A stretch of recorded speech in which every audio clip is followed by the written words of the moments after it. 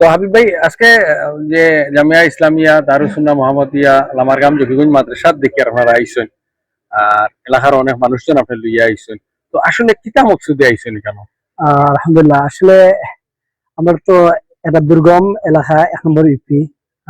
আমরা তো বিশেষ করে হইলো গিয়া এই রাস্তাঘাটের লাগে অসুবিধা, যেমন নুনছড়া ব্রিজ, এটা অনেক আগে টেন্ডার হয়েছে কিন্তু কাজটি ঠিকমতো উন্নয়নের ফলে বিদ্যুৎ বিচ্ছিন্ন এলাকা, মঙ্গলপুর গ্রাম যেখানে এই উপজাতিরা বাস করে, এখানেও বিদ্যুৎ নাই। তো আমরা বিভিন্ন দাবি নিয়ে এলাকার মুরব্বিয়ান নিয়ে আমরা এমপি সাহেবের দ্বারস্থ হয়েছিলাম। তো আলহামদুলিল্লাহ, খুব সুন্দর আলোচনা এবং এখান থেকে খুব ভালো একটা আশ্বস্ত পাইছি। এবং আমরা যে আসলে কোয়ারিটা দীর্ঘদিন থেকে কিন্তু বন্ধ, এই ব্যাপারে আমরা এমপি মহোদয়ের সাথে আলোচনা করছি।